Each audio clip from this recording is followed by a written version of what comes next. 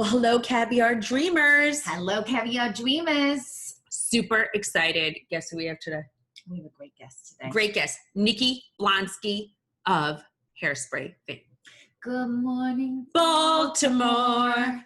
I love Hairspray. It came out right when I moved to New York. So I used to run down the streets of New York singing Mama Welcome to the 60s. I just love that movie so much. I know. Well, of course, I saw the first one. Yes. You know, with Divine and yeah. Ricky Lake. I'm a big fan of all John Waters' movies. And by the way, Nikki Blonsky killed it. Amazing. It was her first role ever, making out with Zac Efron, with John Travolta was in it, Michelle Pfeiffer. Yeah. And Nikki Blonsky comes out, first role, and is a star. She Super really is. Star. I'm going to be honest. I've always had a real thing for Zac Efron, and I always felt really creepy about it because I thought he was so much younger than me. But he's not actually as young as you would think. How old is it? Is he 31? I think he's 31. Should we fact check that right now while we're here?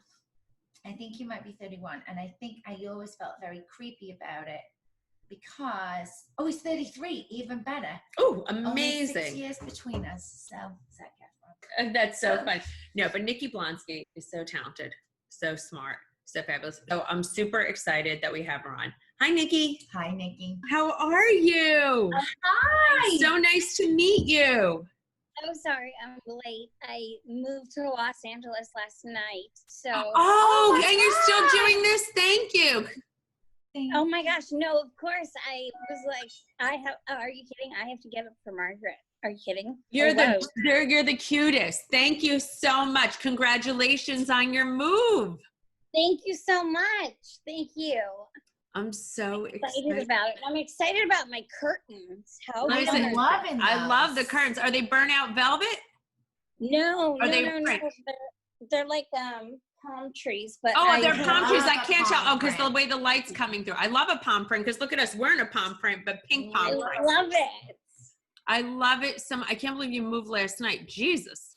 I know. I kind of do things when I feel things when I'm on a mission, I'm on a mission, and I felt it was time to, I was actually have a movie that I'm getting ready to start shooting on Friday. So that's exciting. Yeah. Good for you. First of all, you're still so young. Oh, well, I mean, I appreciate that. That's very kind of you. I just turned 32 on November 9th. I know. So you're a Scorpio. I love a Scorpio. Joe's a Scorpio. My husband's Scorpio. I'm great with Scorpios.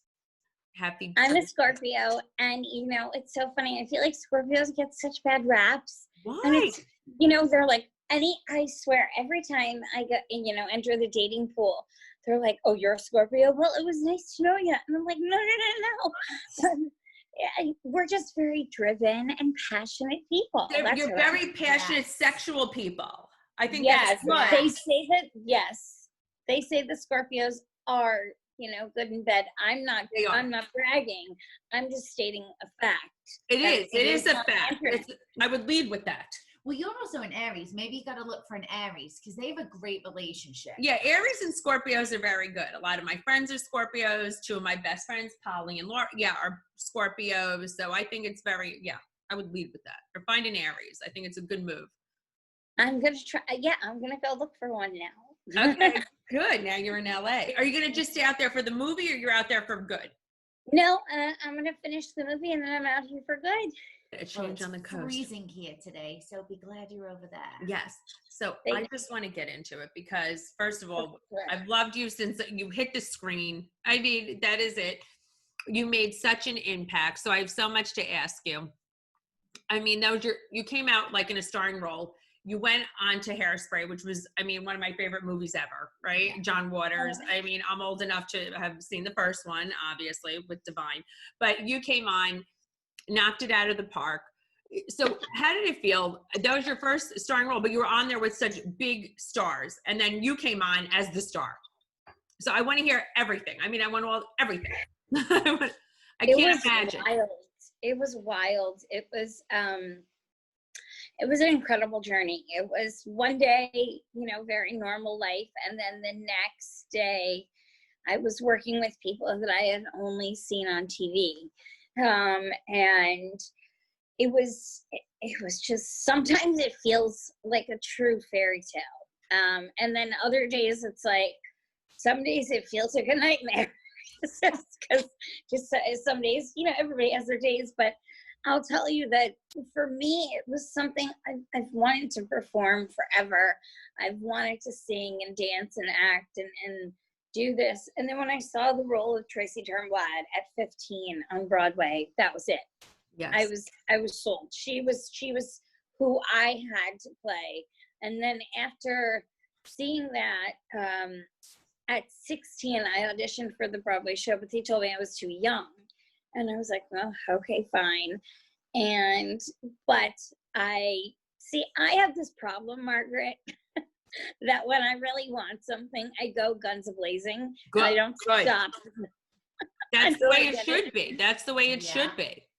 So the next year, they said that they were casting again. And I was like, well, I'm just going to keep going back until they get so sick of me because they just hired me. And it said, we're casting the movie. And I was like, what are the ages? Like, here we go. And I'm scrolling down, and it was my 17th birthday. And it said ages 17 to 24. And I was like, we're in the game. And they said, do not send any tapes. I sent a tape. I went to all the open calls, and my mom went with me.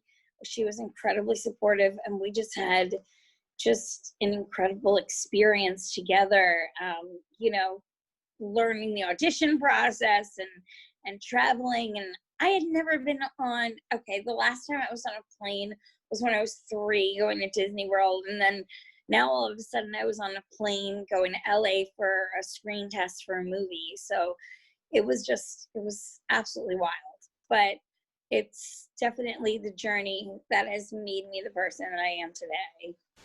No, absolutely. So tell me how all your friends reacted to you. You know, it was interesting. I wish there were Real Housewives cameras back then. Like the theater kids of Long Island. That would be a great show. Yes, because, yes. You know, and I know a lot of people from Long Yeah. Island, and you're from Great Neck. Yes, yeah. So Originally, Great Neck is cutthroat. I get it. It's a very cliquey town. I grew up in a very, you know, modest household. Both my parents worked both very hard, 2 jobs. You know, I've been babysitting since I'm 12. Like, we just worked really hard, and the kids in our town kind of had everything kind of handed to them, and they just didn't really appreciate things the way that like my brother and I were taught to. Not that they weren't good kids. They also didn't, they kind of felt like things should be handed to them, like roles and like, you know, parts in musicals.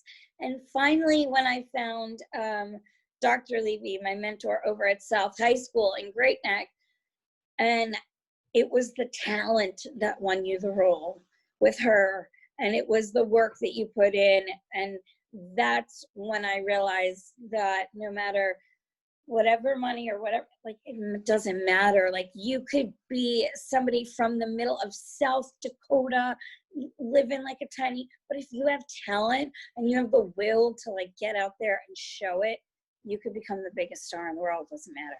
I mean, look at Dolly Parton. It's true. It's true. I love me some Dolly. Oh, I love Dolly Parton. I think she even has been funding some of the COVID vaccine trials. Like, she's an angel. Yes, she is the best. No, it's absolutely true. So Dr. Levy was one of your mentors. So the kids in your town must have been like, were they? It was a mixed review. It was kind of like the kids that I did the school shows with. Some of them were super supportive, and then some of them weren't. One of them that I always talk about is my dear friend Dana Levinson, who is just always still to this day so supportive. And like, it's one of those relationships where we don't see each other all the time, but when I do see her, like, it's just the best. So I had a lot of friends in high school, but now I've learned who the true friends really were. Right. and Dana is leading the pack, and is really. And then I also played softball back in the day, Margaret. Did? Oh my God! No, I was not athletic in high school. I mean, I almost failed high school for cutting gym. So I give you a lot of credit. No, seriously, I had to you'll read in my book, but the gym teacher, we saw him out in a nightclub, and basically we basically bribed him and was like, we're never going to gym again. We're ratting you out. Oh my God. You want to hear my gym story? Yes. Okay, I have a ridiculous freshman year gym story. So freshman year, I tore my Achilles tendon. Oh. Not by like skiing or something, rock climbing, something cool like that. No, I fell down my grandmother's back steps. Ooh. I never walked down her back steps before. It was brand new to me. But so all of a sudden, I get to gym and I'm in a full cast, and it's freshman year, and we have this Coach Green, and I've been told that he's really, really tough. And he actually was my uncle's football coach in high school when they played, and they were all friends. So segue to, I get to his class. He looks at me and he goes, I want you out of that cast in a week. I said, that's not possible. Like, I have a doctor's note. He goes, nope. I want you out of, no, you're going to be in my class. I turned around and I said, do you know? And I named my uncle's names. He goes, no way. I said, they're my uncles. For a year, I was his secretary. I sat in his and I answered his phone. So I made him coffee. It was the best. That's the best ever. I mean, Jim. So shout out to Coach Greeny. I love you. Okay, Coach Greeny. I mean, Dr. Levine. It's Dr. Levy. Dr. Levy, yeah. And Coach Green. I got it. That's the dream team. That's a dream team. And your mother and your parents. Your amazing parents. Okay, so you get there. There's hot Zac Efron. I got to get all the dirt. Hot Zac Efron, John Travolta, who I love. Are you like, oh my God, I'm going to get to make out with this hot guy? I thought about it. Like I was more excited to shoot the movie. I was more excited. Yeah, exactly. Shoot the movie and be an actress. Obviously, that was the thing. But that was like a nice. That was definitely look. It wasn't, put it this way. It wasn't the whole sundae, but it was like a whipped cream on top of the sundae. Yeah, or a cherry. Not even. Yeah, exactly. Who was? I mean, maybe we don't have to say it, but it's just like. You had such amazing women. Yes. Like, were they like so embracing? Was Amanda Bynes and Michelle Pfeiffer? Was everybody so great? Yes. What you think, the thing is when people think of Michelle Pfeiffer or Queen Latifah or Amanda Bynes or Brittany Snow, they think, oh, these sweet, beautiful women. And yes, they are. But I got to know them for the social activists that they are, and the passionate, stunningly, just inside their inside just glow with, they just want to help people, and they're good, and they have kind hearts. And when I tell you that these women embraced me, I mean, I learned more from watching them work, from watching Michelle Pfeiffer, act a scene. I wasn't even in the scene, and they were like, you can go home now. And I was like, am I allowed to just stay and watch? Because I'm watching greatness. This can't be, you can't buy this at a school. This is, so I learned a ton from Amanda, business-wise. She's just so incredibly smart. Brittany Snow as well. I've learned a ton of humanitarian and charity work through her. So I know right now, if everybody, she has something going with the September stories right now for mental health awareness. So if everybody can go check out Brittany's page. But the women were incredibly supportive of each other. And then we had the guys. Yeah. Who just were the best. They just, oh my gosh, they were incredible. That's so, what a great first experience. I mean, Critics' Choice, right? Critics' Choice Award. That was the craziest moment of my life, to be in a room where I want to say like where my bed is where Brad Pitt and Angelina Jolie were sitting. And when they yelled my name, I was like, no way, just no way. Like, it was crazy. I still, it doesn't feel real. No, of course. It's just like, it's like the highlight. So it's just, you came on the scene so fast, everything. It's just, it does fuck with your head though, right? Does it fuck with your head? Yes, it does. Because what it does is, you know, all this excitement, all of this amazingness so fast and so quickly. And then all of a sudden, work kind of slows down and things slow down, or you're like, wait, what happened? Like, I didn't stop doing anything. Like, I still want to act. And, but it was, I felt for me, the business didn't know, I felt back then that the business didn't know like what roles, you know, or where to put me. And then I realized it's not the business's place to put me anywhere. It's my place to put me where I want to be in this business. And that's when I started developing my own projects and producing my own stuff and saying, you know what, if they're not going to create the part for a plus size love interest, well, then guess what, I am, you know? So, I mean, it's just a matter of, I think for me, it's been a lot of self-discovery since Tracy, like staying true to Tracy, but also staying true to Nikki as well. Yes. And I think that's so empowering, and you're such an inspiration to so many women. Yeah. We were talking about this earlier today. I always feel like representation is such an important thing. If you can't see it, you can't be it. So for you, I'm sure there hasn't been that much representation at the time of Tracy. And like for you to be able to create your own projects and empower and inspire so many young girls is incredible. Thank you. Well, I'll tell you, I learned it from two very, very important women in my life. I was very blessed to grow up loving the one Miss Ricky Lake.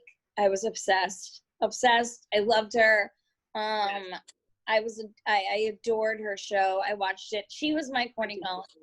I would race home from school every day to watch the Ricky Lake show. She was the one. So for me, it was her. And it was Carney Wilson. Yes, Carney, yes. Big Wilson Phillips fan. I love Carney. I love everything she stands for. And then my all-time hero is Cass Elliot from the Mamas and the Papas. So, I mean, between those three women, that was enough representation for me to at least know that I can do this.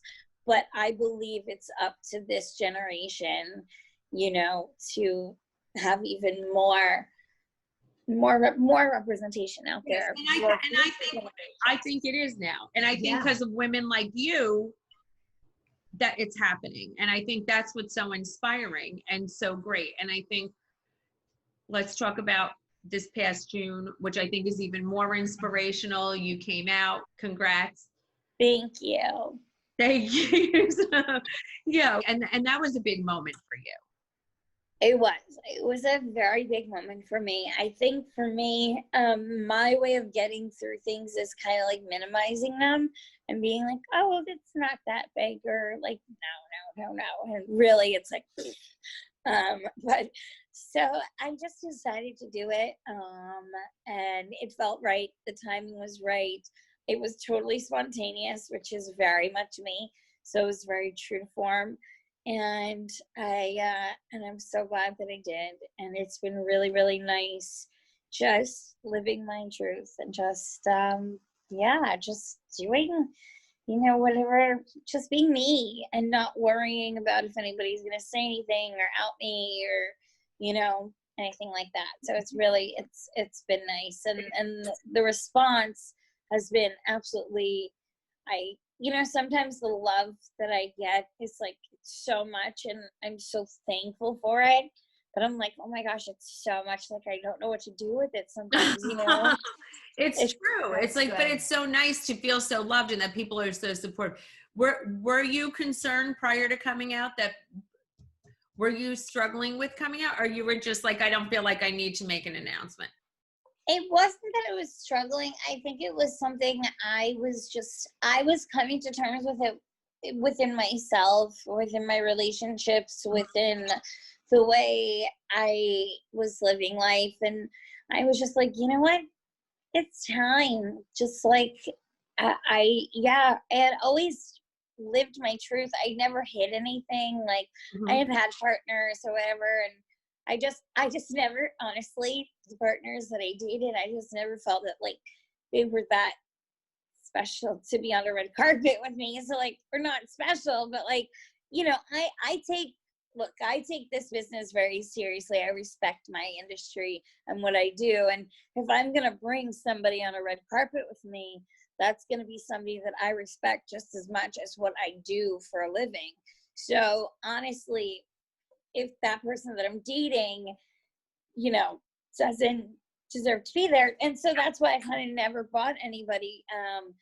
And so it wasn't that I was like avoiding it. I just never really felt the need to bring anybody or expose that part of my life until I really, there was like a couple of projects where I decided like, look, I'm going to go into these projects and I'm going to go in as the openly gay woman that I am. I'm going to tell the world, and that's it.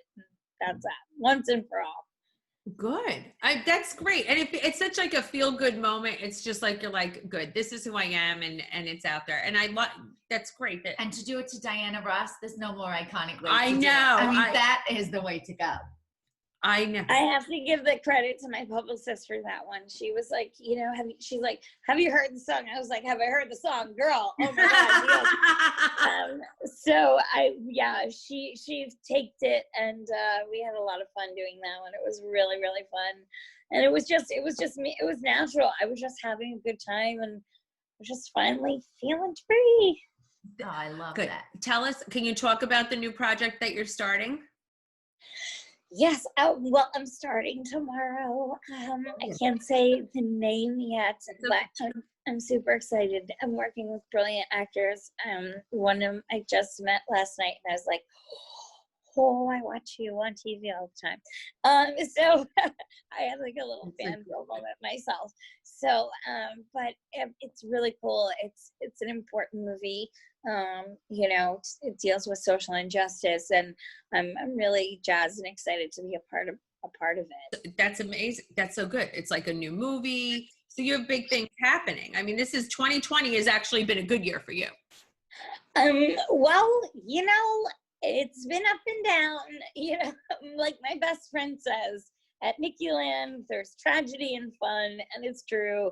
It's like, you know, it's been up and down, it's been all over, but I'm just a person that's determined to make the best out of every situation. I will always find the glass half full. You know, I'd rather have a little rather than nothing at all. So, yes, this year has been absolute hell, but it's been another year with my family. It's been another year in this business that I love. It's been another year creating. So I'll take it. Yes. And you have a podcast. I do. Nikki Nights. Okay. That started at the beginning of the quarantine, and that's been so much fun. I've had like, I just started DMing people. Like, that's what we do. We do. Yeah, that's what we do. We DM people. Like, why not? It's like sometimes people reach out, but we DM people too. Who's not going to take a DM from you, by the way? Oh my gosh, you're so sweet. Well, I just was like, I couldn't believe it. And then, yeah, I got some wild like DMs back. I heard back from Ian Ziering. I was so excited. Just, you know, Steve Sanders. I was like, what? Dane Cook. I was like, oh, no way. Just to be able to like, you know, DM with them and chat with them for a second was so cool. But the show is like every Thursday. There's a new guest, and you know, my favorite part about my show is like, I love to have people on from the entertainment business and from the business that I'm in, but I also love people from all different aspects and walks of life. So I've had Reverend Bailey Bronner on, who's a queer pastor at the United Methodist Church. I'm getting ready. I just had Nicole Ferrer on, who's an up and coming musician. So I believe in, you know, just like giving the platform to people who have a great message to spread. I agree. I answer my own social media, so I'm like up at night doing it, and I feel like I spend way too much time on Instagram. Do you feel that way? Like I feel, and I'm just, I'm like, why am I such a loser? No, I mean, thank God my publicist is great, and she does help me run both my pages. But honestly, at the same time, like, I can't help it being like somewhat of a control freak, where I'm like, it's not that I'm a control freak. I just like to be in the loop. So I'm like, that's the thing. It's like, I don't have to control what's going on. You can totally control it. I just want to know. So it's like, I'm that person that's up at like 2 a.m. reading this one. That's me. I'm literally, Joe is like, go to sleep at 2 a.m. Like if I wake up for a pee break or I just don't go to sleep till very late, but then I can't get up in the morning, and I'm answering people. I'm having a political argument with somebody, or someone's telling me, oh my God, why'd you get veneers? You have too many teeth in your mouth now. I was like, you weren't happy with my smile before. Now you bitch on too much. I answer like all the psychos. And I see you doing it because sometimes I get her DMs to my phone because I have it on there for when I have to like do scheduled stuff. And this morning I'm like at home and I see at like 6 a.m. someone saying like, hey Marge, I got a haircut. She's like, oh, send me a picture. Like, what are you doing at 6 a.m.? But I'm also very controlling. I don't like people to speak for me in my direct messages and things. It's weird. Yeah, no, I know. I'm the same way. It's also like, I feel like people can also tell the difference if it's like, if I respond or if somebody else responds because of my use of emojis. Yeah, are you an emoji user? A big emoji? Yeah. I like to include an emoji. If I don't include an emoji and I'm having a serious conversation with somebody, that's that's how you know it's probably not going well for the other person on the other end of the phone. If they're not getting any emoji at all. What's your most used emoji? Oh my gosh. Okay, yes. This is the question. Wait a second. Because I've thought about this. Oh, it's definitely this one. Oh, I love that. See, the eye roll. The sticky out tongue with the like, you know, like the little closed eyes and the sticky out tongue. Mine is like the crazy face, you know, the really one that you love. The wonky one. The wonky one. And the pigtail girl, obviously. The pigtail. You have your own emoji. It's like my own emoji. The pigtail girl is. Oh yeah, mine is also this one. Yes. Which is, that's a good one. So what are you watching now? What are you watching on TV now? Okay, so I just watched Ratchet, which I loved. I should watch Ratchet. I should watch that. I haven't watched it. Oh my God. It's amazing. Cynthia Nixon. Oh, she stole my heart in it. Sarah Paulson, incredible.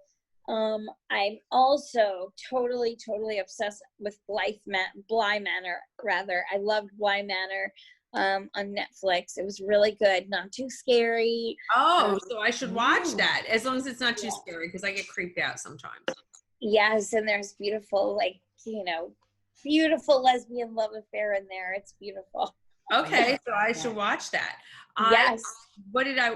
Queen's Gambit. Did you watch the Queen's Gambit? I have not started that. Very good. Excellent. It's easy too. Easy. 7 episodes. Great. What else? I want to start. I want to start Murder on Middle Beach. I want to watch The Boys in the Band, another Ryan Murphy, but I haven't. I watched that. Yes, I watched.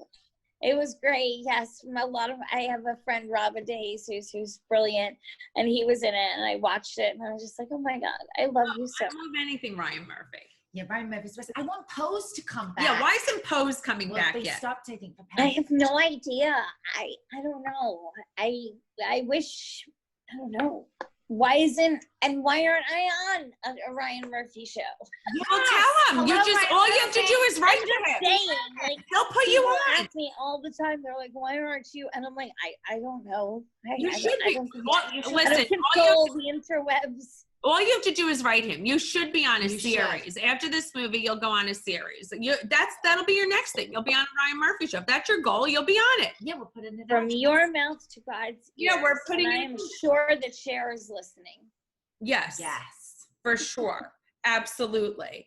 So tell me, you know, what would Nikki Blonsky say to her younger self? What advice would you, I mean, you're so young anyway, but what would you give your younger self advice? That's a good question.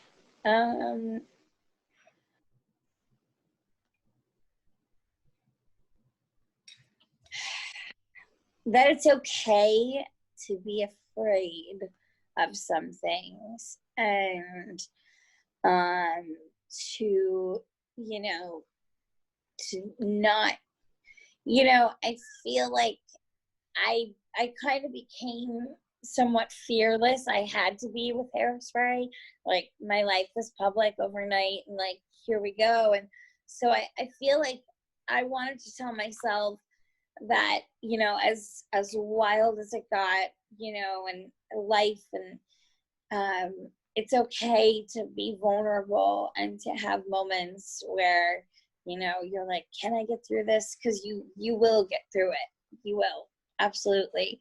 There's you know, I think the most important thing is, it was a quote I read the other day, and I forget it now, but it was something along the lines of, you know, you've had it in you all along. And it's like, the thing is that sometimes it may not be apparent to us at the moment, but our strength is in us. So for me, I just kind of had to learn, and time showed me a lot of things, but for me, I had to tell myself to just get ready for a crazy wild ride. And as my uncle used to say, don't take any wooden nickels. That's true. That is good. Is there ever, has there ever been a point where you were just like, this business, even though you love it so much, you're so passionate about it, has there ever been a point where you're like, I just don't think I could do this anymore, this is not for me?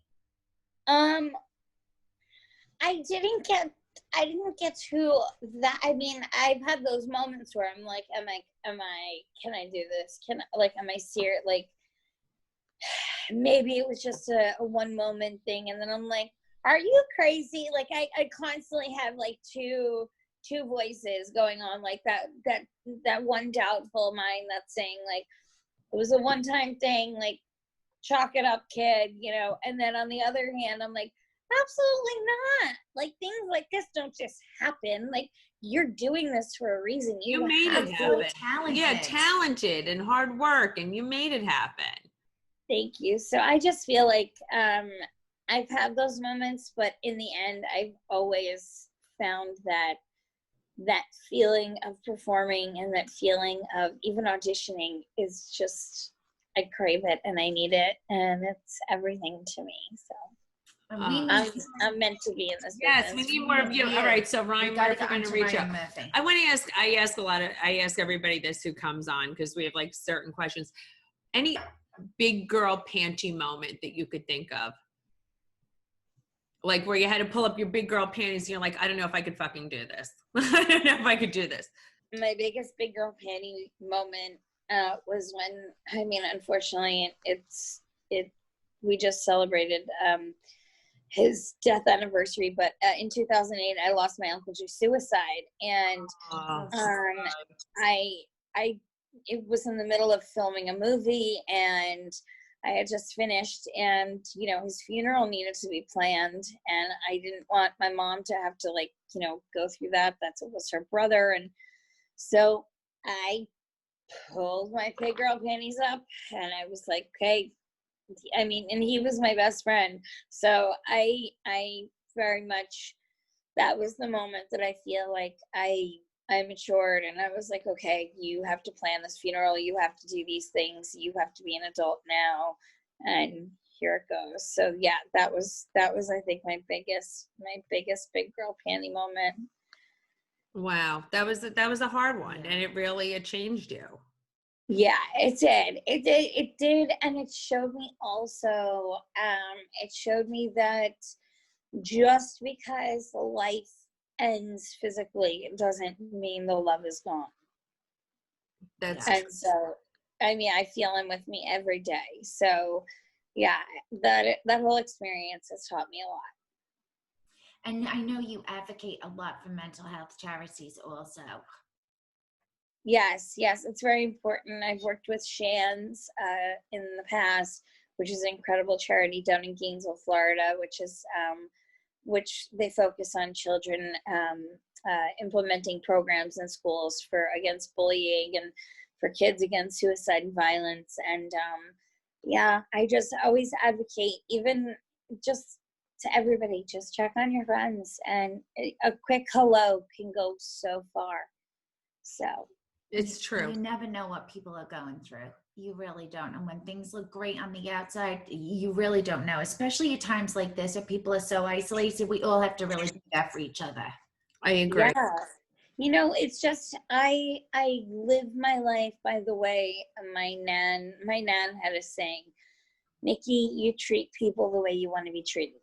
And that's truly how I live my life. From when I go into the grocery store and I see a guy, like last night, I was walking out of the airport and this guy opened the door and I was like, oh, thank you so much. And he let me go. And then somebody else was coming and I was like, you go ahead. And I had like 3 suitcases, but like, I was like, it's fine. And she was like, thank you so much. Like, I really appreciate that. And I was like, what? It's nothing, like it takes nothing to be nice. So we all just practice a little bit each day. It's so true. It's Everyone true. used to say to us growing up, a smile costs nothing. So you got to really give them out all day. I think we've lost a lot of that. We have. I think a lot of people, not everybody, are real douches. Can be. No, and I have the ultimate optimism, and I want to, even being burned. And I think in this business, I'm sure you've been burned, and I'm just on a reality show and nothing compared to what, you've done. And you meet so many people, and I want to give so many people a fair chance. And in the short time I've been in it, I've been burned so many times, but I'm like the ultimate optimist. I want to let everybody in. I want to believe everybody. I want to trust everybody. And it's weird because it's just, you think everybody's going to give what you give, right? And I feel like I'm that way.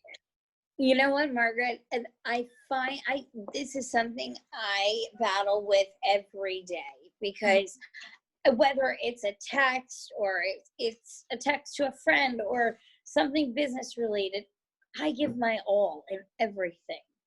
If I it's like I'm taking that moment in time, like we're all giving each other time. But like, I feel that now, and I said to my mom, I said, I think I finally realized what I've been doing wrong. She said, what? I said, I think I've been expecting too much of people.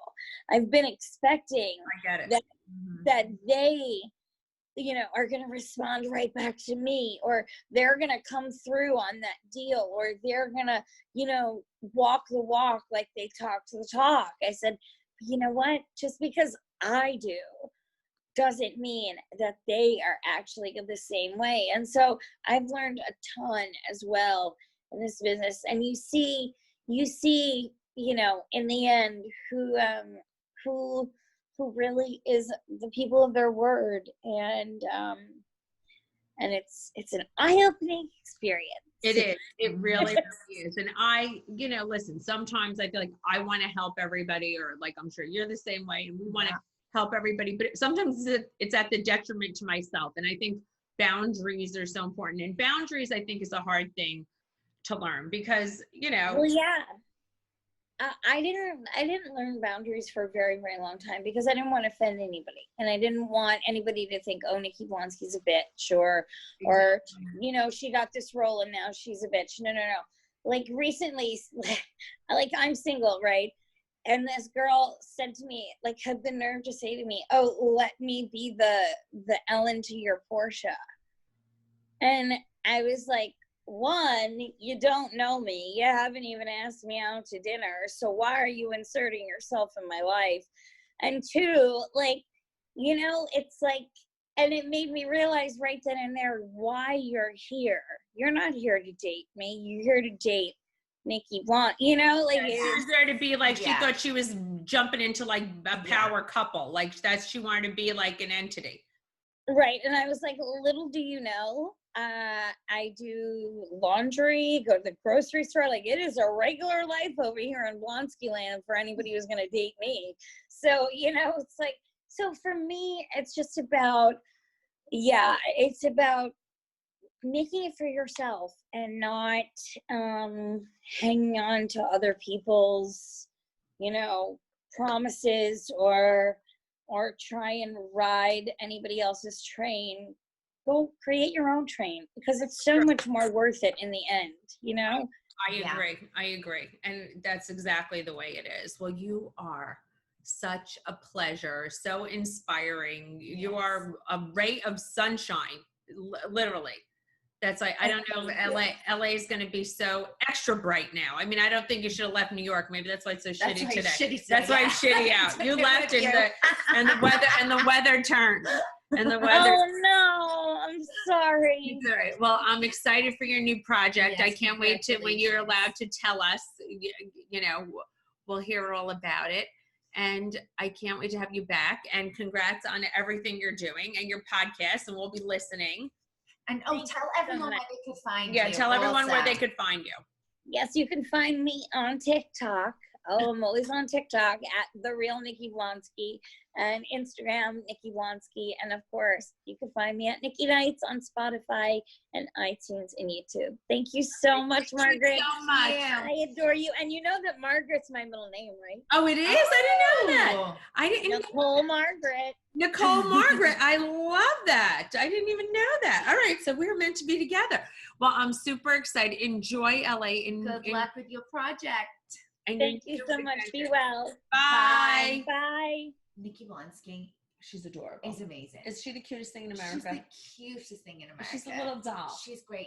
And I think, I was so happy to hear that the women she was in Hairspray with embraced it and were so great and were consummate professionals and also really great women. Because I think Hollywood, you assume, because you've heard so many horror stories, that women are psycho and crazy. And I feel so disappointed when people I really love, I hear aren't so great. So to know that Queen Latifah and Michelle Pfeiffer are so great makes me so thrilled. Yes, and Amanda Bynes. Yeah, and Brittany Snow. Brittany Snow. Christopher Walken, John Travolta. Everybody on that set was amazing. Zac Efron. I mean, that cast was a cast. Yes, and I'm so excited for her that she has new things going on and she's created great things for herself. And I think she's an inspiration and should be inspiring to everybody who's listening today, because she said she's going to create her own roles for herself. Yeah, definitely. If you don't see something out that you want, you create it for yourself. That's it. The world is your oyster now. And I think it is cool that you can just DM people. You can reach out. Well, Caviar Dreamers, keep dreaming. You can find us on YouTube and on Spotify, Apple, wherever you find your podcasts, at Caviar Dreams, Tuna Fish Budget, at The Real Margaret Josephs, at The Life of Mrs. B. That's right. Keep Not dreaming. the fake Margaret Josephs. Keep dreaming, Caviar Dreamers.